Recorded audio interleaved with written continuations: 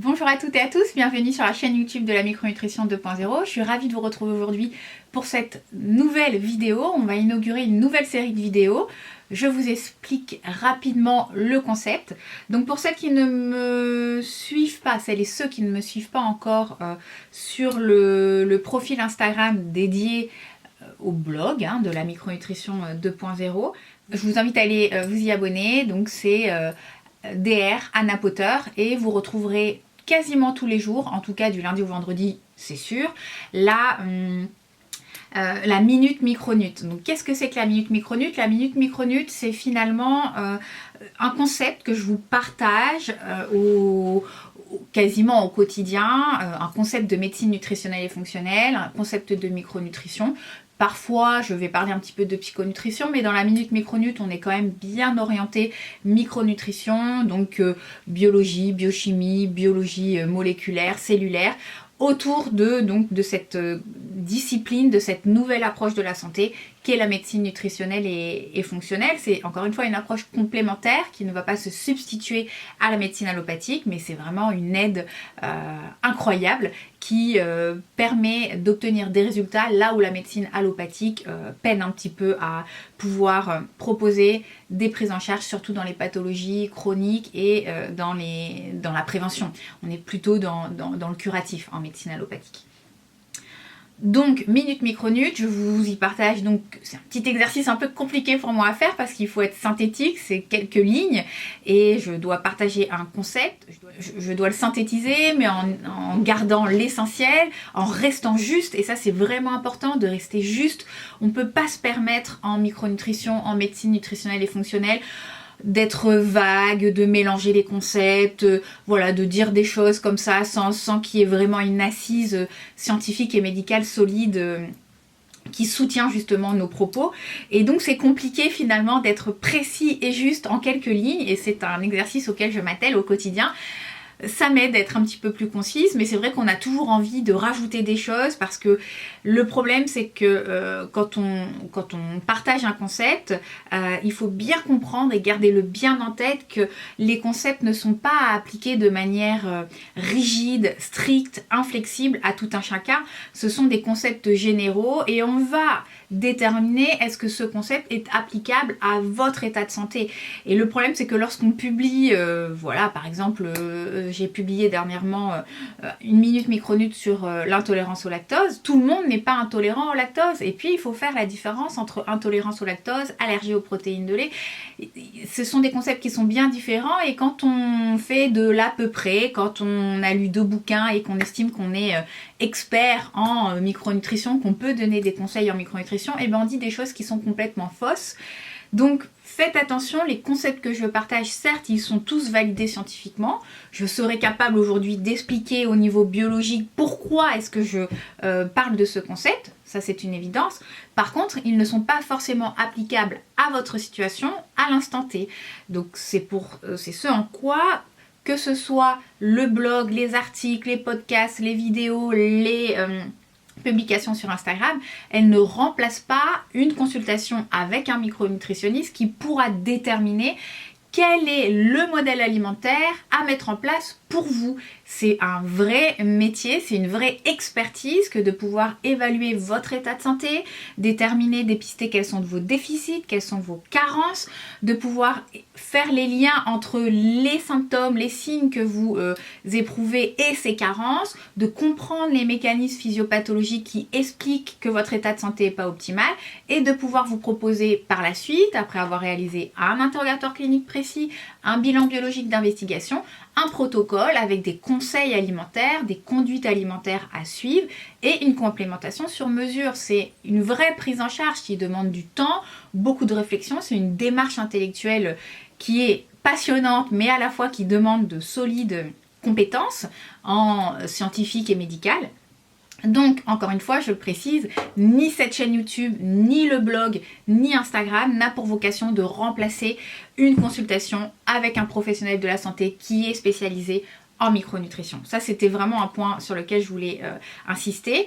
Et ne prenez pas pour argent comptant ce que je vous raconte, même si c'est validé scientifiquement, c'est possible que ça ne soit pas adapté à votre état de santé aujourd'hui. Ça, c'était un point vraiment important.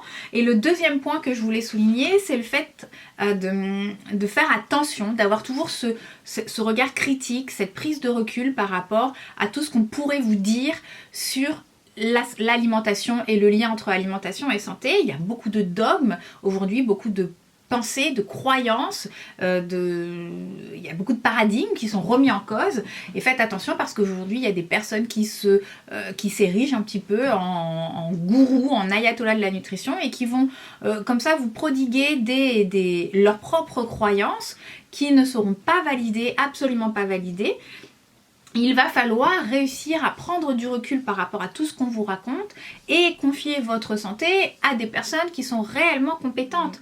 À chaque fois que je discute avec quelqu'un qui me dit oui mais il faut enlever tous les produits laitiers, ou il faut pas manger de gluten, ou il faut manger cru, je demande à cette personne, est-ce que tu peux m'expliquer au niveau physiologique pourquoi est-ce que tu prétends qu'il faut enlever le gluten systématiquement chez tout le monde? Est-ce que tu peux m'expliquer qu'est-ce qui se passe au niveau biologique, au niveau cellulaire? Et ben je peux vous assurer que toutes ces pensées dogmatiques, toutes ces croyances ne tiennent pas la route lorsqu'on a les compétences médicales, scientifiques pour pouvoir les remettre en question.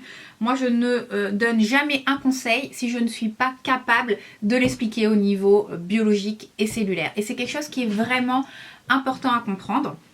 Et c'est très compliqué. Moi-même, je pense que je connais à peine 10% de tout ce qu'il faudrait savoir et de tout ce qu'on ne sait pas encore sur les mécanismes de notre santé. Donc, c'est important de pouvoir confier votre santé à quelqu'un qui a les compétences, ou en tout cas un minimum de compétences.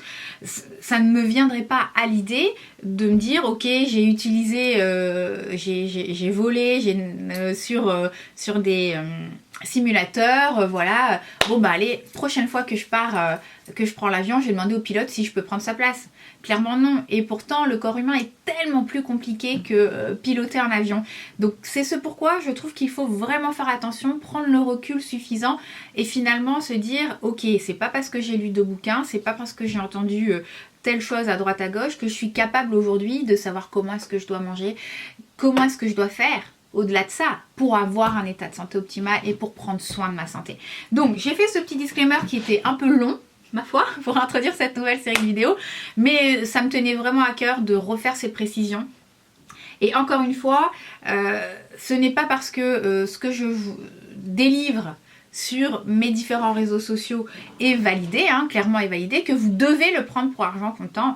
Confiez votre santé à un micronutritionniste, il y en a de plus en plus, il y en a qui font des consultations à distance, moi je fais des consultations à distance, et il y en a de plus en plus qui font des consultations à distance.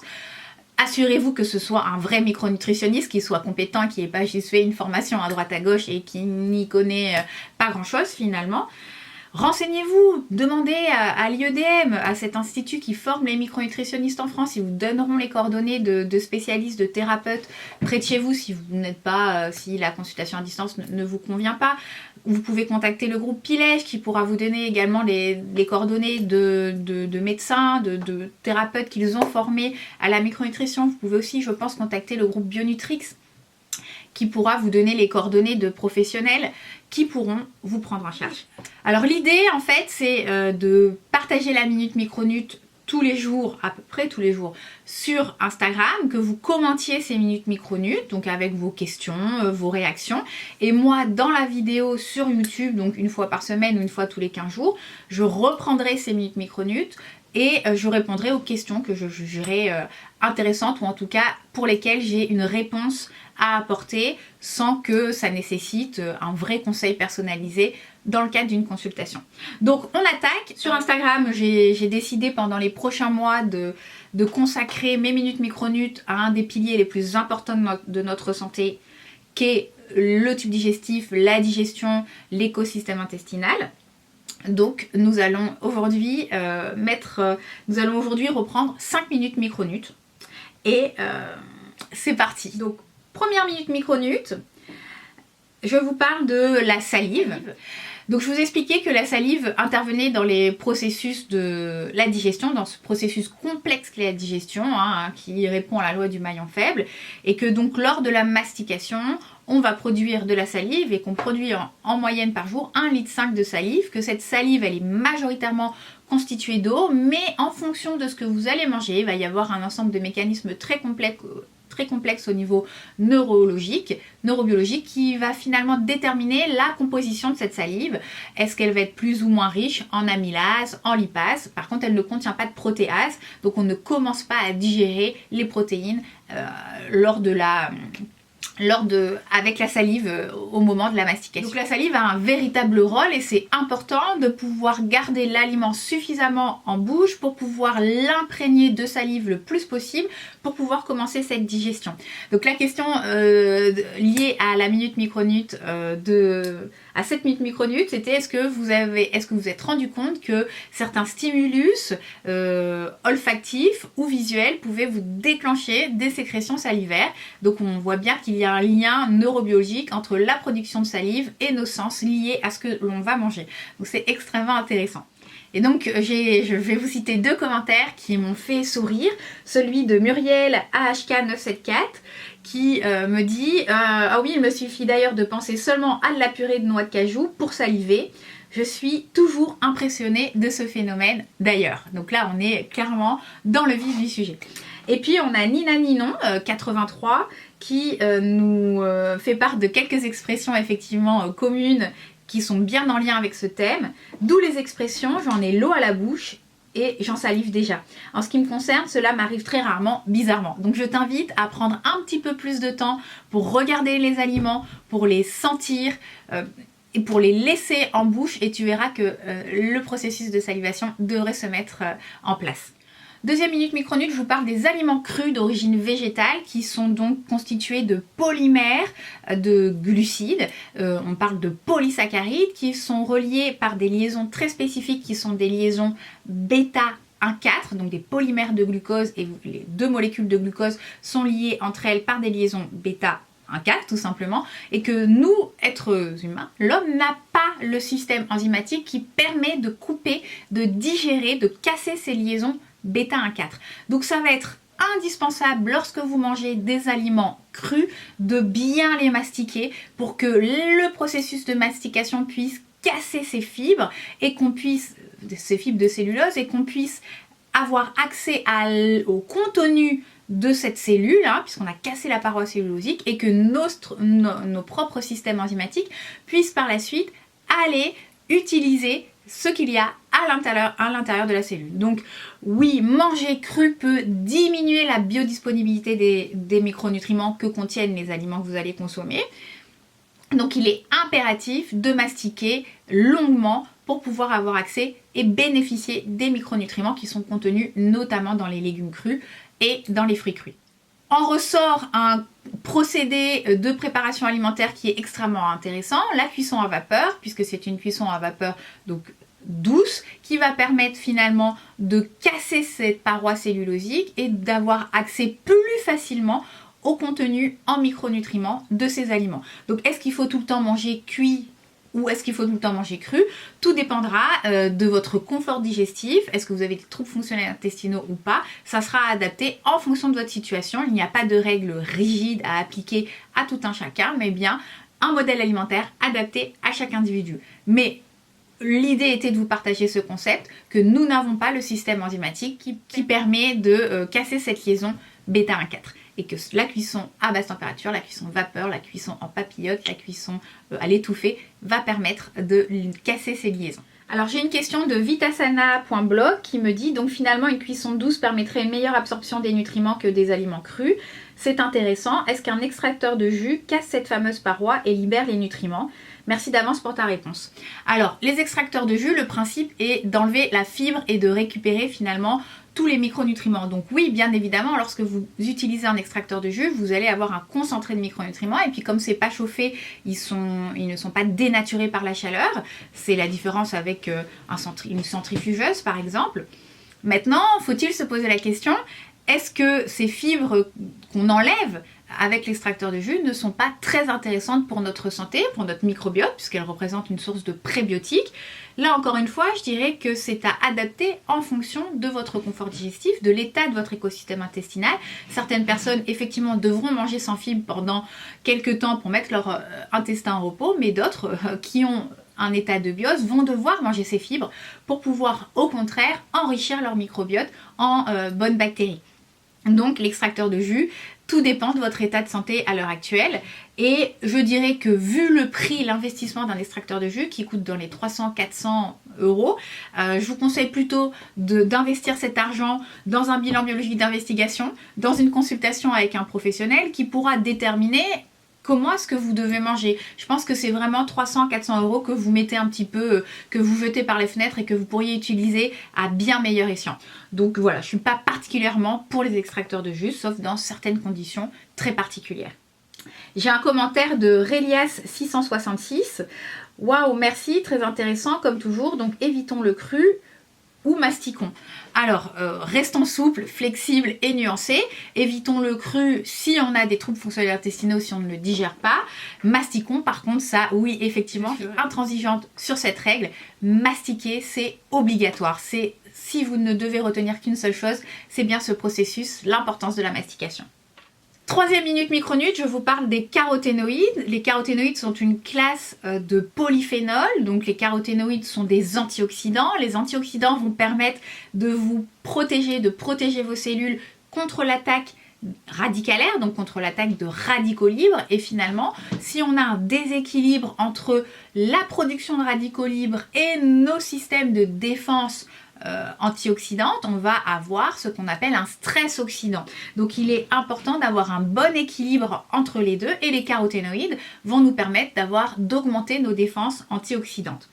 Les caroténoïdes sont contenus dans certains fruits et certains légumes colorés et ces caroténoïdes, si on consomme des fruits et des légumes que l'on ne mastique pas suffisamment, on va se retrouver avec ce problème de biodisponibilité insuffisante puisqu'on n'aura pas pu détruire les liaisons β1,4 des polymères de glucose et donc nous n'aurons pas accès à ces caroténoïdes. On pourra donc manger des salades de tomates qui contiennent du lycopène ou des salades de carottes qui contiennent du bêta-carotène et ne pas profiter de ces deux caroténoïdes qui sont extrêmement importants pour notre protection antioxydante. Il va donc être capital de pouvoir mastiquer un maximum si on les mange crus ou de les faire cuire de manière à avoir une meilleure biodisponibilité de ces caroténoïdes.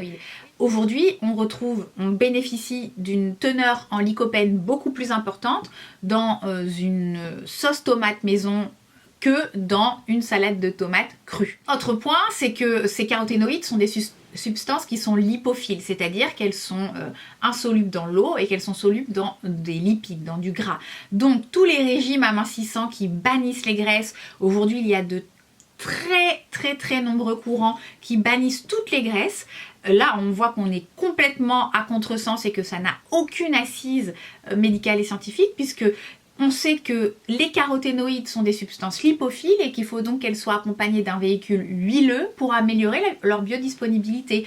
Donc manger votre salade de tomates crues sans huile avec un filet de jus de citron, vous n'absorberez pas le lycopène. Alors que si vous faites une salade de tomates avec de l'huile de colza ou avec de l'huile d'olive, là vous allez avoir une meilleure biodisponibilité du lycopène à condition de mastiquer suffisamment. Et le mieux du mieux, sauce tomate maison à l'huile d'olive et là vous allez avoir des teneurs en lycopène bien plus intéressantes. Toujours se rappeler de cette notion de biodisponibilité. Quatrième minute micronute, je vous parle on est toujours dans ce pilier digestif, je vous parle de l'absorption de la vitamine B12 qui est extrêmement compliquée. La vitamine B12, pour qu'elle soit absorbée au niveau intestinal, il faut qu'elle soit associée au facteur intrinsèque qui est synthétisé par les cellules pariétales de l'estomac. Et on sait aujourd'hui que certaines conditions, notamment l'hypochloridrie, va entraîner une diminution de la synthèse du facteur intrinsèque et donc du coup une diminution d'absorption de la vitamine B12. Donc il y a de nombreuses situations où on va retrouver des déficits en vitamine B12, notamment chez les personnes qui prennent des inhibiteurs de la pompe à protons, donc des IPP au long cours, chez les personnes qui ont subi des chirurgies bariatriques, on va aussi avoir une diminution de la sécrétion, de la synthèse du facteur intrinsèque et bien évidemment les personnes qui ne consomment pas de vitamine B12 dans leur alimentation, c'est-à-dire toutes les personnes qui sont végétaliennes, véganes, puisque la vitamine B12 est exclusivement apportée par des produits d'origine animale. Donc, le facteur intrinsèque, il est intimement lié à la biodisponibilité de la vitamine B12. Ce facteur intrinsèque, on l'appelle aussi le facteur de Castle. Donc il est important de pouvoir dépister une déficience ou une carence en vitamine B12, c'est pas écrit sur votre front, donc il faut maîtriser les bilans biologiques, l'interprétation des bilans biologiques. On n'interprète jamais une vitamine B12 seule d'ailleurs, on l'interprète avec une B6, une B9, souvent avec une homocystéine, donc c'est pas si simple que ça. Interpréter des bilans biologiques, savoir quels sont les bilans biologiques qu'il faut prescrire, c'est tout un art, c'est toute une discipline. Et la vitamine B12, il va falloir doser la vitamine B12 active, donc la vitamine B12 c'est la cobalamine, il va falloir doser la méthylcobalamine et de la même manière il va falloir vous complémenter en B12 active si possible également. Donc je ne parlerai pas de complémentation, elle est à adapter, à personnaliser en fonction de votre statut biologique, de plein d'autres facteurs. Donc j'ai eu des questions concernant la complémentation, je ne peux absolument pas vous répondre, prendre le risque de vous répondre, je ne vous connais pas, je ne connais pas vos statuts biologiques, je ne connais pas votre état de santé. Donc la complémentation n'est pas à faire à l'aveugle, de manière systématique. Il va falloir dépister une carence, l'évaluer dans un ensemble, hein, vous êtes un individu global, vous n'êtes pas que un statut en vitamine B12, et déterminer quel est le dosage qu'il va falloir utiliser pour vous et quelle est la forme qu'il va falloir utiliser pour vous. C'est tout un art, c'est une discipline, et votre micronutritionniste pourra déterminer pour vous est-ce que vous avez besoin de vitamine B12 et de combien est-ce que vous avez besoin. Cinquième et dernière minute micronut pour cette vidéo, je vous parle de l'intolérance au lactose. J'ai décidé de définir qu'est-ce qu'est l'intolérance au lactose, puisque on entend un petit peu tout n'importe quoi. L'intolérance au lactose n'est pas une allergie, ça n'a rien à voir avec une réaction allergique, ça n'a rien à voir avec votre système immunitaire. L'intolérance au lactose est due à un déficit enzymatique. Le lactose, c'est un disaccharide composé d'une molécule de glucose et d'une molécule de galactose liée par une liaison alpha-1,4, et donc pour pouvoir digérer le lactose, vous avez besoin d'une enzyme qui va aller couper cette liaison alpha-1,4 qui est la lactase. Et on sait aujourd'hui que environ 40% de la population a une activité enzymatique lactasique déficitaire. 10% le savent parce qu'ils ont une intolérance réelle au lactose, donc quelle que soit la quantité de lactose, ils n'arrivent pas à le digérer, et 30% l'ignorent puisqu'on parle d'intolérant relatif au lactose, c'est-à-dire qu'en fonction de la quantité de lactose que vous allez consommer, vous allez éprouver ou non des signes fonctionnels. Donc c'est un peu plus difficile de faire le lien parce que vous pourrez manger peut-être une crème glacée un jour, puis le lendemain manger 2 ou 3 yaourts, et là vous rendre compte que vous n'êtes pas bien. Donc c'est un petit peu plus compliqué pour ces 30% où on est dans des déficits enzymatique relatif. Donc, intolérance au lactose signifie uniquement que vous avez une lactase qui fonctionne mal ou qui ne fonctionne d'ailleurs plus du tout.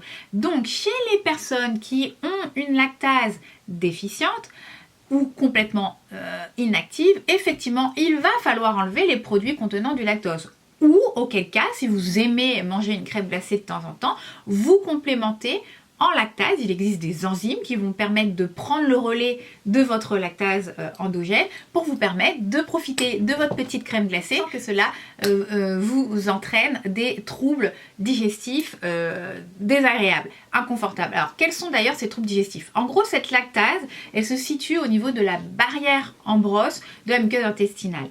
Et quand vous avez une activité enzymatique déficiente, finalement la molécule de lactose, qui est un disaccharide, c'est une petite molécule, on ne peut pas faire d'allergie au lactose, cette molécule est beaucoup trop petite pour que notre système immunitaire la reconnaisse, donc il n'y a pas d'allergie au lactose, c'est vraiment juste l'enzyme qui est inefficace. Le lactose va s'accumuler au niveau de votre intestin, et les bactéries de fermentation adorent le lactose, elles vont fermenter ce lactose, il va y avoir une production de gaz, hydrogène, CO2, et ces gaz vont entraîner tout ce qui est inconfort digestif, les ballonnements, ça va entraîner également la litose, puisque les gaz vont remonter et vous allez donc avoir une mauvaise haleine. Vous allez également avoir des diarrhées acides parce qu'il va y avoir un effet osmotique du lactose, donc avec un appel d'eau. Donc tous ces signes cliniques sont effectivement des signes d'appel d'une intolérance au lactose et donc d'un déficit enzymatique en lactose total ou relatif. Alors sur quoi repose le diagnostic? Le diagnostic repose déjà sur l'éviction du lactose puis la réintroduction et on regarde est-ce que les signes cliniques disparaissent puis réapparaissent à la réintroduction. Et le diagnostic officiel se fait par un breast test, donc on va vous faire ingérer du lactose et puis après on va aller mesurer, et donc on va aller mesurer la quantité d'hydrogène que vous allez expirer et ça nous permettra de savoir quel est votre niveau de déficience si vous n'avez pas une intolérance totale mais une intolérance relative. Donc rien n'est perdu, si vous aimez manger de la crème glacée en été, et ben vous pourrez vous complémenter en enzymes qui vont prendre le relais de votre lactase et vous pourrez manger votre crème glacée de temps en temps sans vous retrouver cloué aux toilettes. Donc encore une fois, il n'y a pas de règle appliquée de manière stricte, tout le monde n'est pas intolérant au lactose, 40% de la population, c'est vrai que l'activité de cette enzyme diminue naturellement avec l'âge, ça paraît tout à fait logique puisqu'on a une diversification alimentaire qui fait qu'on n'est plus amené à consommer uniquement du lait tout simplement. Donc voilà, pas d'application stricte et rigide de cette règle des 100 produits laitiers. Il y a des gens qui supportent très bien les produits laitiers. Les produits laitiers ont un intérêt. Alors ce n'est pas l'objet de cette minute micronute, mais voilà, je voulais vraiment vous expliquer qu'est-ce que c'était qu'une intolérance au lactose, quelles étaient les bases physiologiques, physiopathologiques pour le coup, de cette intolérance au lactose et que ça n'avait rien à voir avec une allergie et que tout le monde n'était pas intolérant au lactose. Alors, une question de Livia Bra. Bonjour, l'intolérance au lactose m'intrigue, notamment il est très souvent dit que cette intolérance serait une grande partie la cause de l'acné adulte en raison en particulier des hormones présentes dans le lait. Qu'en pensez-vous? Je ne trouve pas de source fiable à ce sujet. Merci en tout cas pour cette mine d'infos qui est toujours très pertinente.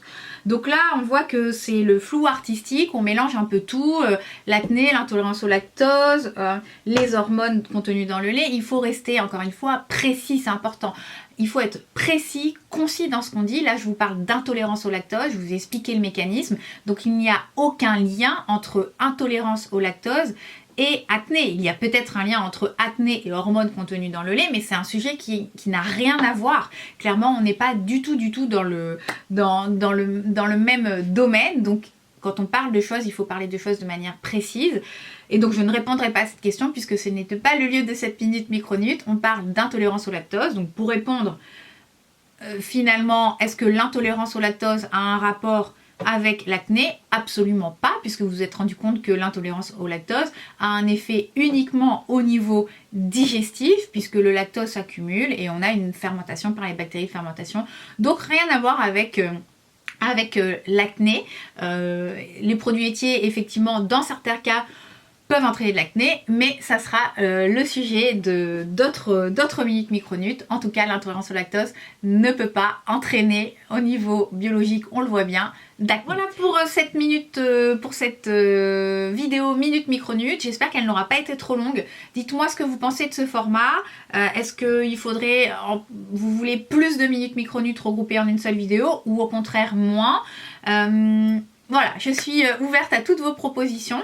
Si vous souhaitez avoir des renseignements sur mon cabinet conseil en micronutrition et en psychonutrition, le mail d'information de contact est en barre d'infos.